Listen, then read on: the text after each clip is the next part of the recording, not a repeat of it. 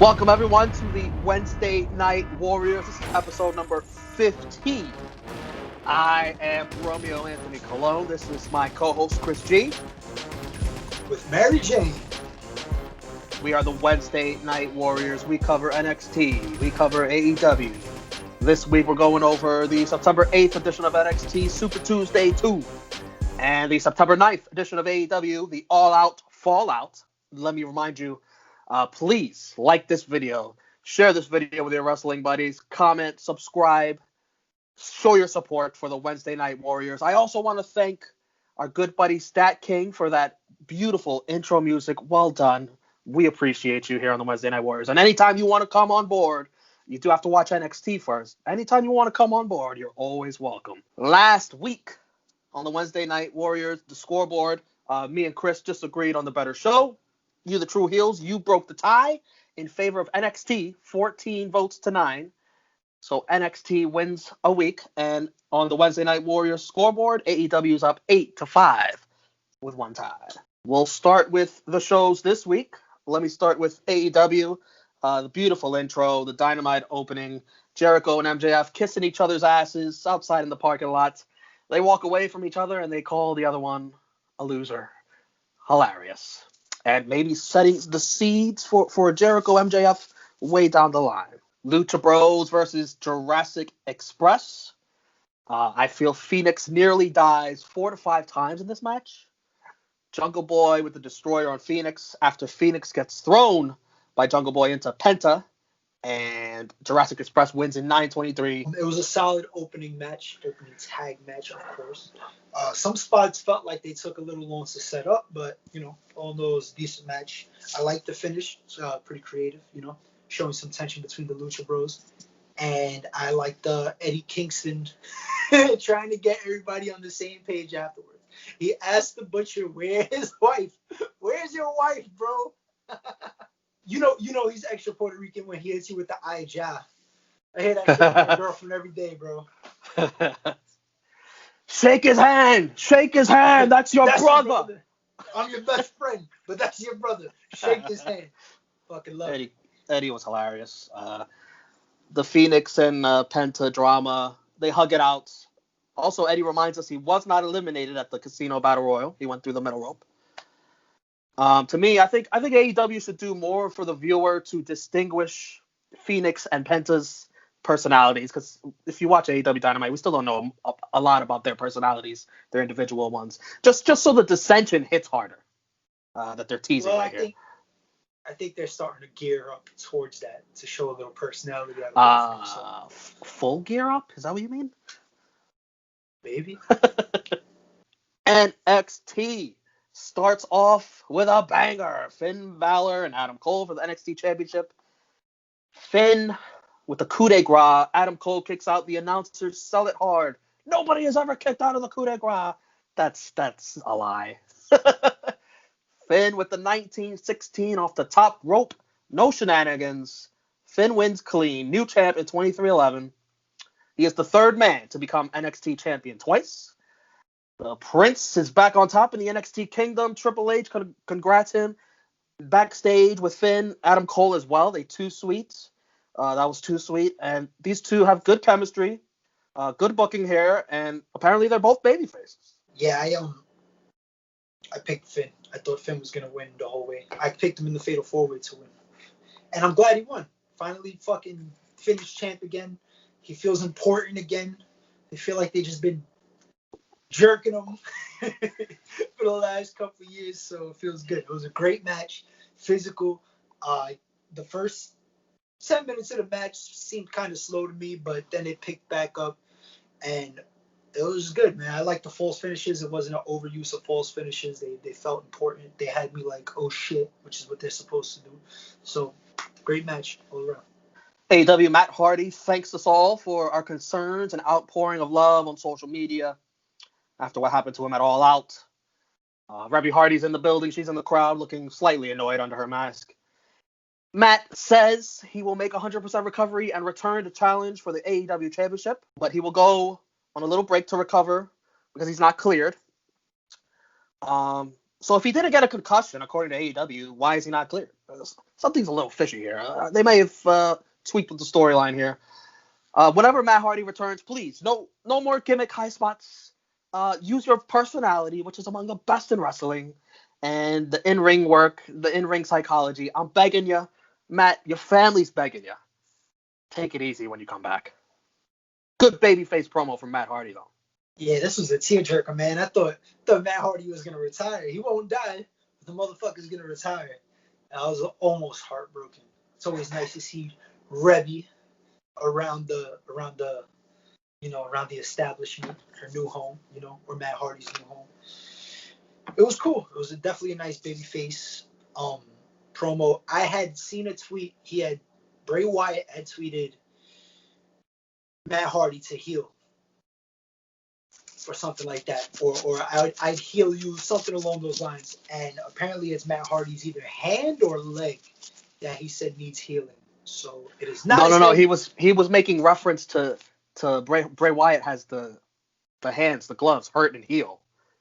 He's talking about the hand that says heel. You see, I smoke too much Mary to see shit like that. I take shit for what I think it is.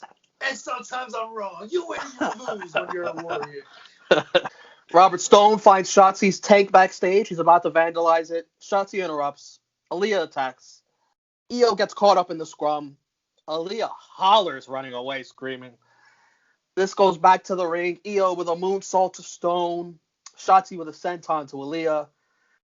When Shotzi takes her time handing back the women's championship belt to Io, Io says, "Don't make me hurt you." Quick and fun. They're teasing Io versus Shotzi. It'll happen next week, but it's non-title. I like the whole interaction. Aaliyah is really kind of starting to grow on me as a performer. Not necessarily as a wrestler, but as a performer. Her little character, like, she's good at her role. You know what I mean? Her Instagram pictures are starting to grow on you? That too. but Robert Stone, playing his part as usual. It was a nice little segment. I look forward to the match next week. I think Shotzi deserves a shot at the title at this point. Orange Cassidy quickly squashes and Angelico. This turns into Santana and Ortiz jumping them. Best friends make the save. It'll be a parking lot brawl next week between both teams. I like the interaction. I like the furthering of the storyline, and now I'm looking forward to the parking lot brawl. And Helico's style is kind of weird. It reminds me a lot of CSJ, but CSJ is just way fucking smoother at it. So I would rather see these guys as a tag team because they're a tag team. Him and fucking Jack Evans. I don't know what they're doing in singles competition, but I'm excited to see the match next week. And then Kip Sabian and Penelope Ford. Kip introduces his best man. To me, very lame teases with some fat guy, and then Brian Pillman Jr. The real best man comes out. It's Kerwin White. No, wait, it's not Kerwin White. It's Miro, formerly known as Rusev. He's blonde now. Miro takes the obvious shot at WWE, talking about glass ceilings, brass rings, groan. To me, absolute lame way to introduce Miro into AEW. I think you should have just put him in the Battle Royal at All Out. The shots at WWE, predictable. Everyone does that. Not really unique. But I am thrilled to see him in AEW since WWE doesn't know how to fucking use him. Plenty of main event potential here. Just drop the Twitch shit though. I don't care about your gaming channel. Drop that shit. See, now this is where we see shit differently because it makes sense the way they bring him in because of his Twitch channel. Hence why Kip Sabian was pushing his fucking Twitch channel so much when he was introducing the best man, because that's the link between the two. It's the Twitch channels, which both of them have popping Twitch channels apparently. So it makes sense. I was surprised. You know what? I seen the segment on All Out, and I was like, what fucking jabroni are they gonna bring in? The tease, the fat guy, Puff. His name was Puff. I like him already. Fuck him. Brian Pillman Jr., nice mullet. I love it. Then you bring out Miro. Fucking changes the whole game. And of course you're going to put that promo out. That's what all the fans, AEW fans and anti-WWE fans want to hear, which is what AEW is basically appealing to right now. Fuck WWE. Yeah, they hold people down. Now I'm here to rule shit, It's working. just got to keep the formula, keep it going. On NXT, we have the whole Gargano, Candice, Tegan house drama. Tegan has had the Garganos. Basically, it's Candice trying to convince Tegan to join the Gargano way, do things the Gargano way, turn heel with them. Gargano leaves because it's too awkward for him. But he eventually comes back because there's a food fight going on between Tegan and Candice. Johnny gets spaghetti thrown all over him. Candice breaks their own TV, throwing something at Tegan. I didn't really like this all too much. Johnny and Candice, I think there's potential there if their act is like more creepy and they just drop any kind of sense of teasing of humor. I think it'll be something if they were like creepier. Maybe I'm just a creep. I don't know. I don't think Tegan looked good in this at all. I didn't like her acting, and she looked like a dweeb babyface to me. So many things wrong with this. First of all, you can tell it's heavily edited.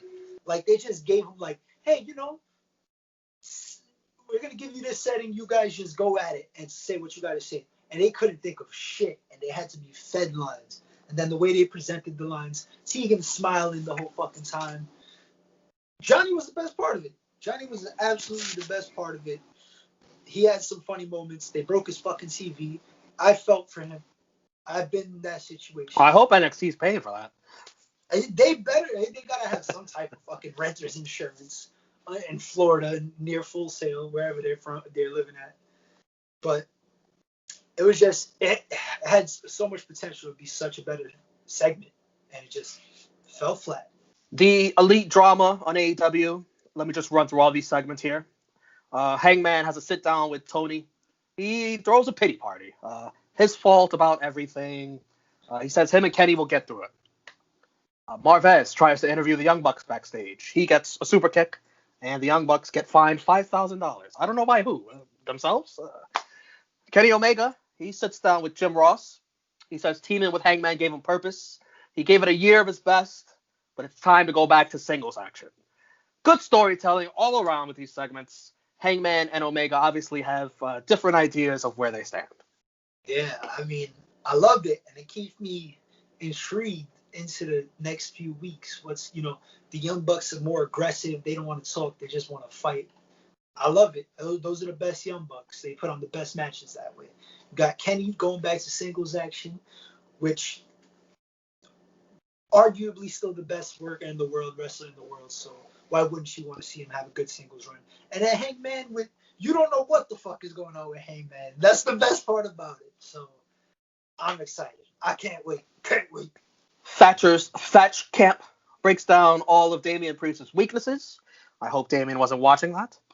Priest responds backstage. He says Thatcher's ugly. He tells him his game plan, that he's going to just punch him in the face, very much. He invites the interviewer to his celebration party. Very unprofessional of him. They're having a championship match next week. Thatcher and Priest. We're always studying Damian Priest on the mic if he's going to get better. This wasn't a good one. I don't think so. No, it was fucking RoboCop like every other RoboCop again. I mean, it is what it is at this point. That's just how he's gonna be.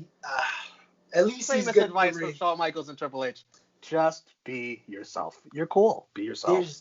There's no way he talks like that in real life. If he talks to people like that in real life, I will fucking fall asleep at a bar talking to this man. Thatcher's personality is so much cooler. I love it. And he's doing film study. He's like so old school. Like straight from the dungeon. What a dick. Just telling your weaknesses, right in front of the world, right in front of the camera. He knows what to do. I love it. He's like, he's tall. All you got to do is grab him by the leg and snap it off. Like, just simple shit. Something about him leaving his hang, leaving his arm dangling. His arm hanging, yeah. And he looks so gritty. He looks like Mox's ugly fucking uncle. Is great. Oh, that's a beautiful dream match right there. Oh, Mox and Passion, that would be cool. Jericho and Hagor, they're teaming up. They beat Janela and Kiss in a no DQ match. I didn't care for this one bit, but Jericho and Hagor are in the tag team division now. Apparently, they're chasing the tag belts. Good. I've been telling you about Jericho's in ring. Now he gets to work half nights off. Hagor gets to do the rest. Keep Jericho in the tag division. Good. I knew I was onto something. I'm telling you, Chris. I mean, He don't want to work these singles matches anymore. He's tired. But so Jake Hager too, like he doesn't want to be doing fucking 15, 20 minutes. That is hilarious because but it makes sense. They could get heat. They could be a good heel tag. It should have been Sammy to me. I mean, Sammy right now. They were a tag team, Jericho and Sammy. Yeah. Yeah, let's sex gods, but he's going through his own shit right now. He'll be fine. What happens now though? What's intriguing to me is that their tag team in the inner circle was always Santana and Ortiz. So what goes on with them? Is there going to be tension between the two tag teams? Because in a perfect world, now that Eddie Kingston's back at AEW, I knew you were going to say that. I knew you were going to go into that. Yeah. That whole fucking connection would be dope. So we'll see what happens. Velveteen Dream versus Michael B. Johnson, aka Killmonger. Who? I thought his name was Jabroni Jones. I was like, yeah. He looks like Michael B. Johnson. He does look like Michael B. Johnson. Velveteen grabs his pants. I thought he was going for a dick grab there. I'm like, wow, that's pretty bold for everything you've been going through lately, Velveteen. Man. He wins with a Dream Valley driver and a very unique pinning. He's about to talk. Kushida jumps him. Kushida gets major baby face points here, beating up the guy that everyone hates, Teen Dream. I like it. I love it. This is the Kushida we need. We need some aggression out of him. He's been like fucking almost non-existent, and it's sad. But with everything going on, it's kind of understandable. But now, I mean, it's good to see. MJF is angry, yells at his entire campaign staff, fires everyone. He comes after Wardlow. Wardlow sticks up for himself, but MJF signs his checks, not Tony Khan. So MJF owns him practically. I like getting the angry MJF here, and I like teasing Wardlow MJF dissension. I like the angry Wardlow. I love MJF, of course, and he's great at what he does. Fuck the team, fire them all. You don't deserve jobs. You're not essential. Get out of here. But Wardlow, you could do something with him, man. He'll get a little better in ring, but he has the look. Get a little personality out of him, and you'll be good. Bronson Reed versus Austin Theory. The announcers remind us Austin Theory. He's only 22 years old. I hope they keep mentioning that every week. I thought both guys looked good here, but Bronson in the end is just too much of a thick boy for Theory. Tsunami Splash in 1047. Theory bumping around a lot here. They made Bronson look like a monster. Almost Keith Lee-ish, I want to say. And that Keith Lee spot is there for the taking in NXT again.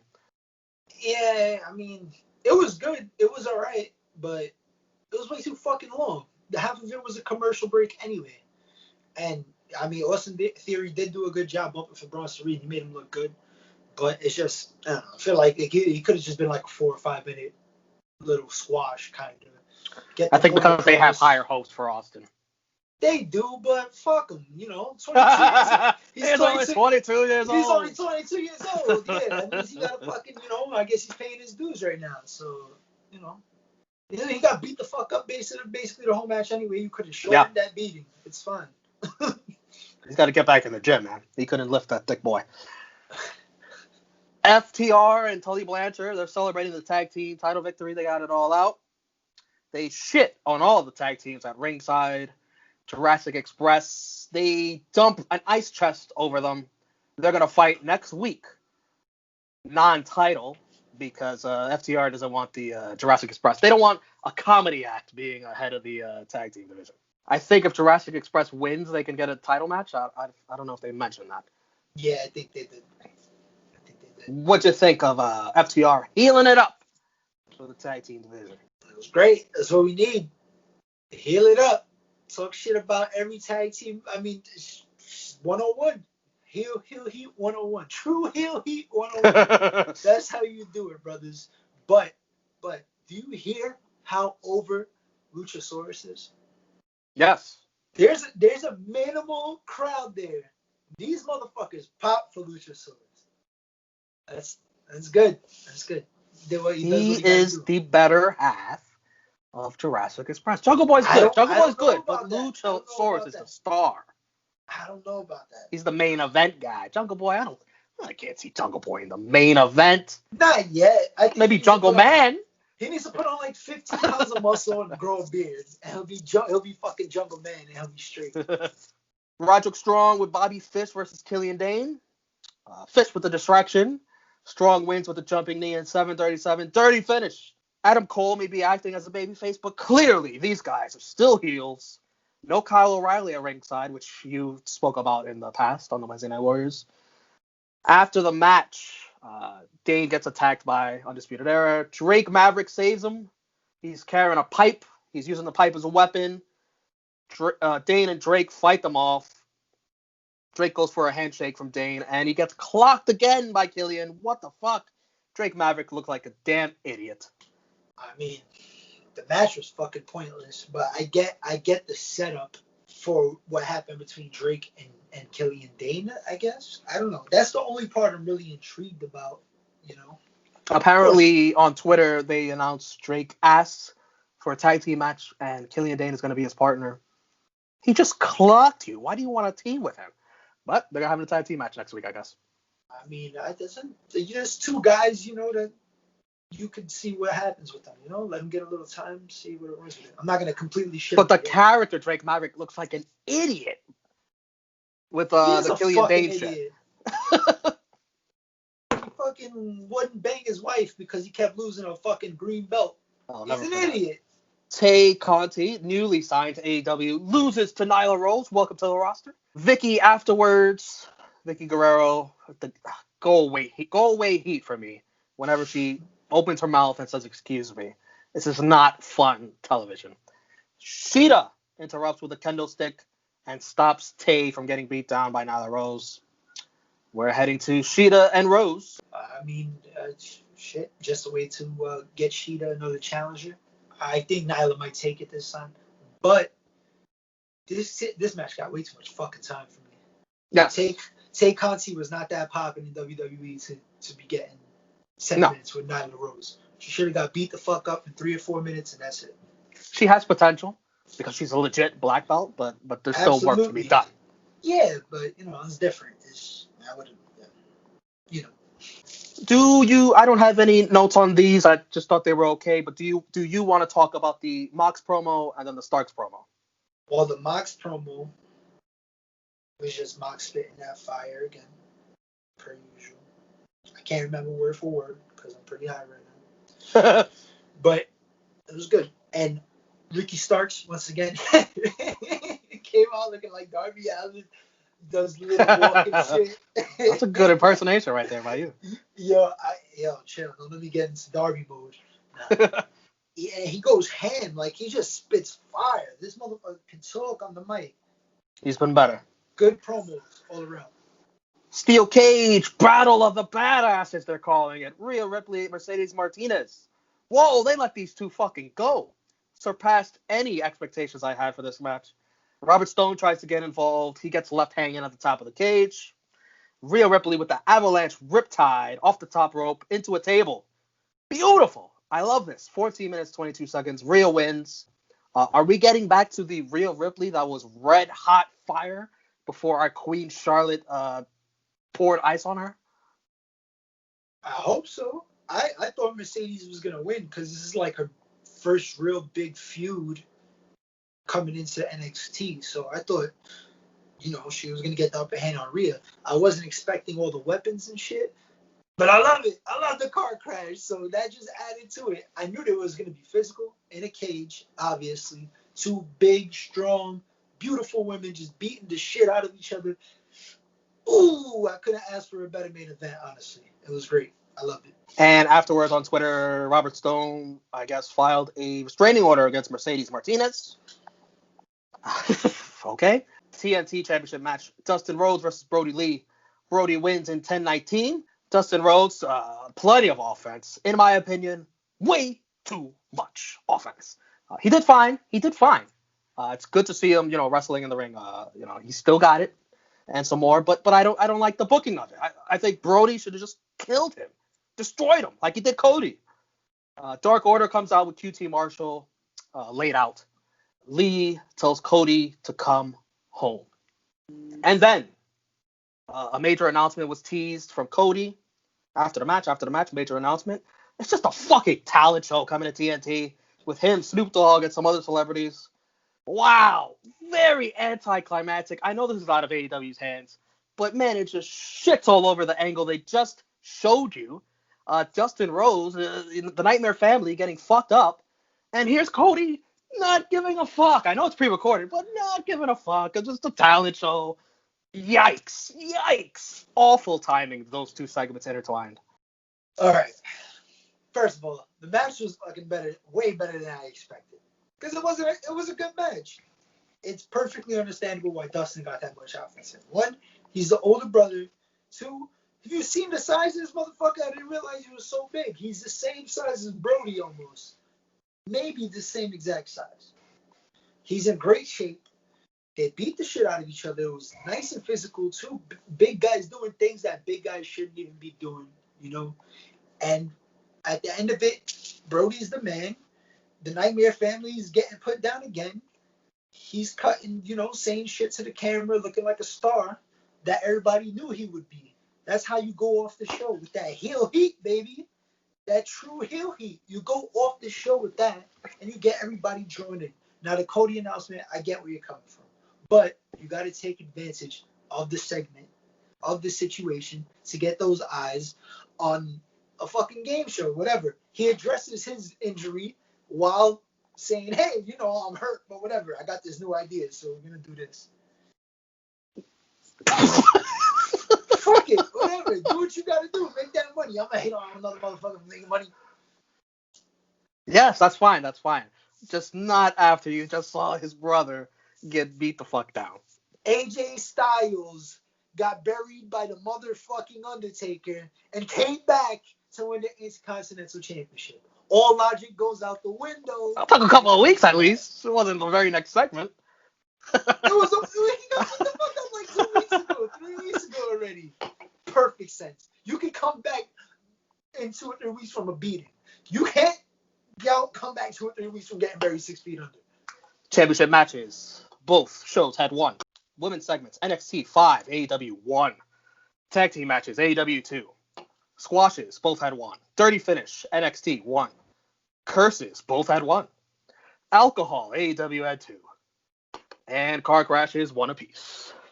The ratings, NXT with 838K on Tuesday. And on Wednesday, AEW hit the million mark, 1,016,000 viewers. Against some stiff competition, both of them against the NBA playoffs. AEW wins the ratings again. They are up 38-10 with 1 staking tie. Next week, NXT will be back on Wednesday. AEW, we don't know what night AEW is going to be on. They said check social media, Wednesday or Thursday. It all depends on the NBA playoffs, how they work out. Match of the night, I'm going to go Rhea versus Mercedes. I thought it was going to be Finn Cole, but Rhea and Mercedes blew my mind away. I have to agree. That match was pure fucking chaos, and I loved every second of it. MVP, I am going to go Finn Balor. He's the Prince of the Kingdom once more, the NXT champion. Great week for Finn. I have to agree with you again. Finn is the man. We've been waiting for Finn to hold some fucking gold again. Finally, it's happened. Jabroni of the week. Good on you for getting this wonderful gig, this talent show, Cody. But your fucking family needs you, Cody. And you're just all filming fucking talent shows. I love Cody, but Cody is my jabroni of the week. On a week where I easily could have gave it to Robert Stone. Easily. Well, he addressed his injury in the aftermath and in the announcement, so I'm going to give him the pass, because my jabroni is Robert Stone. Not only what an alley. So, yeah, exactly. It's Wednesday Night Warrior, Lob City. I feel bad for the guy, but he got beat the fuck up. He got hit with a moonsault. Then he got hit with the kendo stick. She had him hanging over the cage. Rough week. And then he's filing restraining orders. So, okay, Takashi. Show of the week. AEW, as I spoke of, had a lot of booking gripes that annoyed me. And honestly, it wasn't as good in ring as I think they usually are. NXT was way better in ring than they usually are. I'll take the better in-ring wrestling show, NXT. Super Tuesday 2, I thought Super Tuesday 2 was better than Super Tuesday 1. And they had the two best matches of the night. I liked Bronson Theory a lot more than Chris did.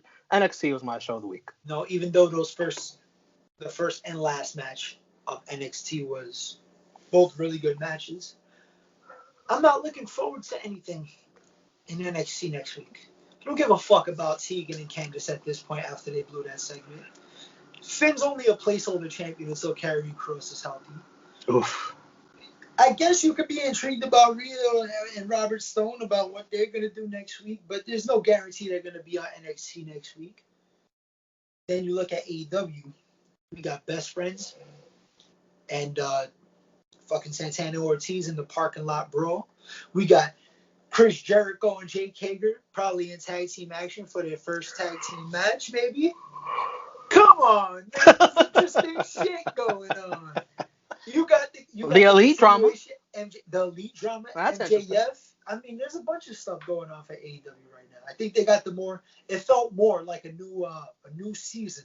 That third quarter, baby. We're going into September, fall time. It's time for a new season. We're on the road to full gear. I like it. I'm intrigued. It got everything I'm intrigued. So AEW Dynamite is the show. So once again, the Wednesday Night Warriors can't be on the same fucking page. Can't agree on the better show of the week. You know what that means. It's up to you. You, the viewer. You join the Facebook group True Heels, and you can break the tie in a poll that I will put up alongside this video in the group. Vote on the better show and break the tie like you did last week. Don't fuck up this time. Well, you can follow me on Instagram at Spic, SPIC, _Flair, woo! Oh, well, _ woo! 3 O's. Joyce and Jabroni's just dropped with my man, the baby making champ Ness. That's about it. And you can find me on Twitter and Instagram at the Pride of NY. And here on the True Heel Heat YouTube channel, Mondays or Tuesdays with True Rewind, where we go over the Monday Night War. I want to thank you for watching this video, the 15th episode of the Wednesday Night Warriors. We want to thank Stat King again for this lovely music. I love it. It's fucking chaos. It's a car crash. It's war. Oh, I love it. I was listening. Look out for our next video next week. Wednesday Night Warriors number 16. We'll go over NXT and AEW once more. And we'll let you know who won this week when you guys break the tie. Thank you for watching. We'll see you next week.